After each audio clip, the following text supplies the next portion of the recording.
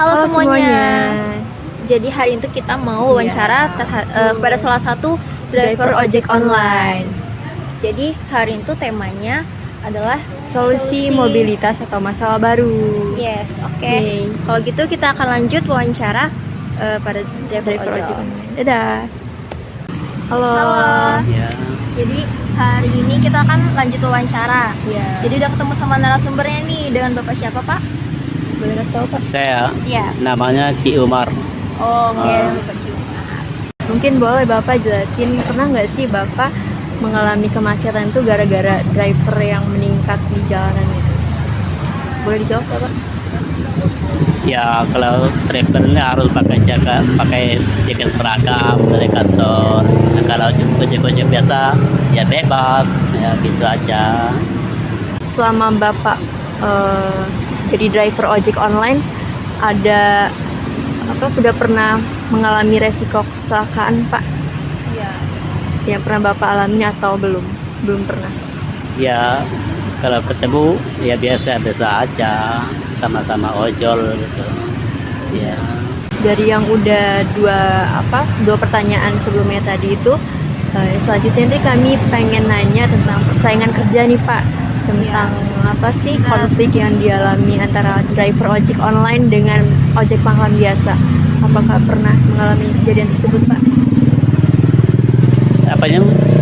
Antara persaingan kerja antara seperti Bapak driver ojek online dengan ojek pangkalan biasa, pangkalan. Iya. Pernah ada konflik nggak, Pak? Ya. Sama mereka gitu? Ya, selalu kompak, nggak apa-apa, biasa-biasa aja, sama-sama ojol, cari-cari duit gitu aja. Berarti emang belum ada konflik kayak gitu ya, Pak ya? Nggak ada. Kan biasanya ya, Pak, Gojek itu kan ada SOP-nya kan ya semua perusahaan. Misalnya kalau driver ojek online ini nggak pakai jaket, nggak lengkap, nggak pakai masker, nggak pakai helm, Iya. nanti kalau itu tuh dapat sanksi apa ya, Pak, dari kantor gitu? Ya ini usul dari kantor, pakai jaket, pakai helm, ini Gojek gitu, harus pakai seragam karena harus komplit gitu. Iya. Iya. Biar menunjukkan bahwa itu tuh aman gitu ya, Pak ya? Iya, aman, perjalanan aman Iya. gitu, bebas. Kalau ada polisi nggak apa-apa, Iya. nggak ditilang gitu. Iya. Surat-surat juga aman ya, Pak ya? Ya aman semuanya. Jadi Pak, kan kalau jadi driver online ini harus ramah gitu ya ke customernya. Jadi Iya, Pak. ada nggak sih Bapak kayak pelatihan soft skill itu untuk Ya, pelatihan kayak komunikasi Iya, kepada customer gitu, Pak. Kayak biasanya kan ada juga kayak driver yang suka ngajak ngobrol gitu, Pak, biar apa ya, Biar customer tuh kayak suasananya ngerasa tidak canggung nyaman gitu. gitu. Ada Ya, pelatihan kayak gitu nggak, Pak? ini sering ngobrol-ngobrol, kerjasama gitu. Kompak pokoknya. Kalau ada masalah ya saling menolong gitu. Itu aja. Kasih, Pak, kayak sistem di Gojek itu atau dari HP-nya yang udah kayak kita terima gitu, tuh biasanya ada nggak sih, Pak, kayak sistem yang nggak efektif banget buat para driver gitu, Pak? Ya kadang-kadang sering ada motif penipuan. Ya sering ngantar-ngantar makanan, ngambil makanan. Kadang-kadang orangnya nggak ketemu gitu. Iya. Ya terpaksa kita laporan ke kantor, biar tahu orang kantor berapa dana kita keluar diganti orang kantor gitu ada. Iya. Jadi maaf nih, Pak, berarti kalau misalnya nih Bapak nggak sengaja, maaf ya, bukan saya ngedoain gitu, maksudnya kalau kita nggak sengaja dapat orderan fiktif kayak gitu tadi, itu tuh perusahaan yang mengganti uang kita atau maaf gaji kita yang terpotong gitu ya, Pak? Iya, diganti orang kantor. Orang kantor bertanggung jawab gitu. Iya. Iya. Ya, jadi duit kita nggak hilang itu. Diganti orang kantor. Iya, tapi tetap aja kayak rugi ya, Pak, di awal. Iya, tetap aja. Dapat kayak Tapi gitu. makan-makanan itu dikasih sama orang yatim. Ya, kita foto sama orang yatim, baru dikirim sama orang di kantor. Biar orang kantor tahu. Oh gitu ya, Pak. Iya. Ya. Kita udah selesai nih wawancaranya. Karena kasih atas responsif Bapak ya, tentang Bapak, kan jarang tahu nih apa ya, Masalah yang kesulitan dialami apa para yang driver. dialami oleh driver ojek online gitu Pak. Ya. Terima kasih Bapak. Ya. Saya Cahaya Laila Safitri mau ngejelasin kesimpulan dari podcast tentang masalah sosial yang dialami driver Gojek dengan inovasi baru. Di podcast ini, narasumber dari Gojek berbagi cerita tentang berbagai masalah yang sering dihadapi driver. Gak cuma soal tantangan harian seperti pendapatan yang gak menentu atau stigma sosial. Mereka juga membahas inovasi-inovasi baru yang dirancang Gojek untuk membantu para driver menghadapi masalah ini. Berikut kesimpulannya. Yang pertama, tantangan ekonomi driver. Pendapatan yang naik turun tetap jadi masalah utama buat driver. Banyak yang harus kerja lebih lama, bahkan sampai 12-15 jam sehari buat nutup kebutuhan hidup. Masalah ini makin berat karena biaya operasional seperti bensin, perawatan motor, dan cicilan kendaraan sering bikin mereka pusing. Kalau lagi sepi, mereka cuma bisa pasrah atau coba cari lokasi lain yang lebih ramai. Meskipun itu berarti harus keluar ongkos lebih dahulu. Gojek paham soal ini dan mulai mengembangin inovasi untuk membantu driver. Salah satunya adalah fitur prediksi area ramai. Dengan teknologi ini, driver bisa tahu di mana lokasi yang kemungkinan besar banyak orderan. Jadi, mereka bisa kerja lebih efisien tanpa harus keliling nggak jelas. Fitur ini juga dilengkapi data real time soal cuaca dan kondisi jalan, supaya driver bisa ambil keputusan lebih cepat. Kedua, dinamika interaksi dengan pelanggan. Interaksi driver semakin pelanggan jadi sumber tekanan. Misalnya, pembatalan mendadak, ulasan buruk tanpa alasan, atau sikap pelanggan yang kurang sopan. Tapi Gojek sekarang punya inovasi buat meminimalkan masalah ini.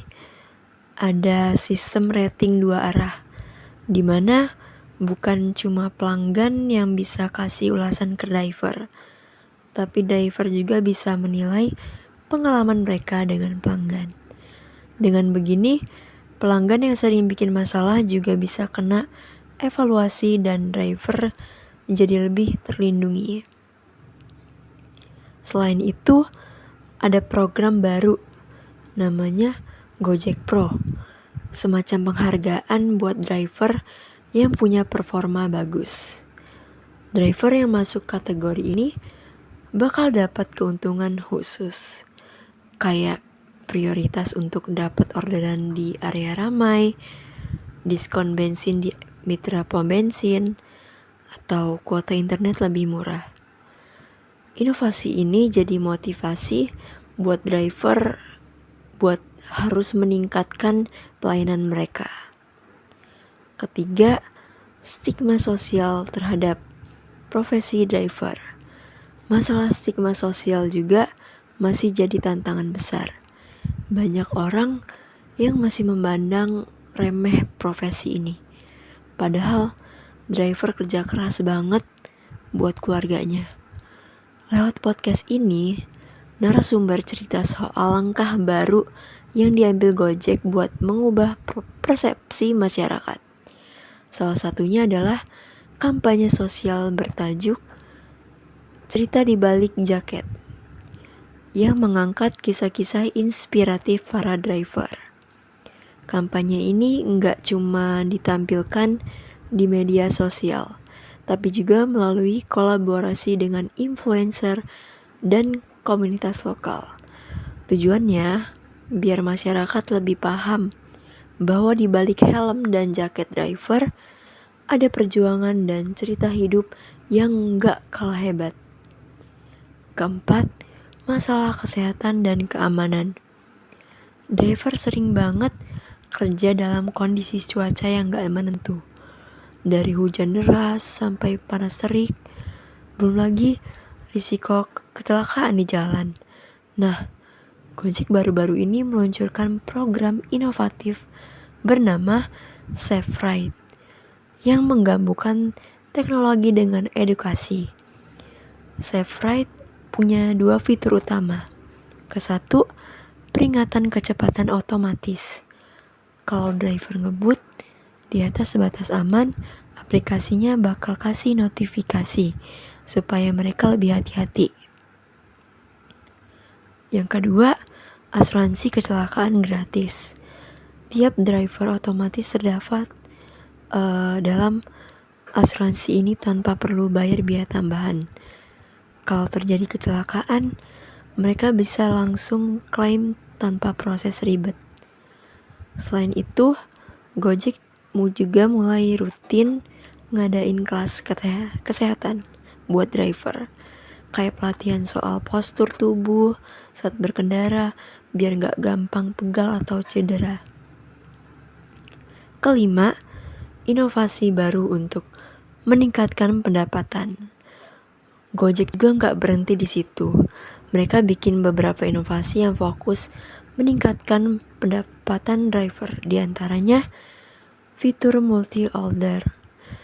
Driver bisa ambil lebih dari satu order dalam satu rute perjalanan. Misalnya, antara makanan sekaligus antar barang di jalur yang sama. Ini bikin kerja lebih efisien dan penghasilan bisa nambah tanpa harus kerja lebih lama. Program kemitraan lokal. Gojek mulai kerjasama sama usaha kecil, kayak warung atau toko kelontong. Driver yang ikut program ini bisa dapat komisi tambahan. Setiap kali kerja, pelanggan belanja lewat link rekomendasi dari mereka. Keenam, meningkatkan kesejahteraan driver dan keluarga. Buat ngedukung driver jauh lebih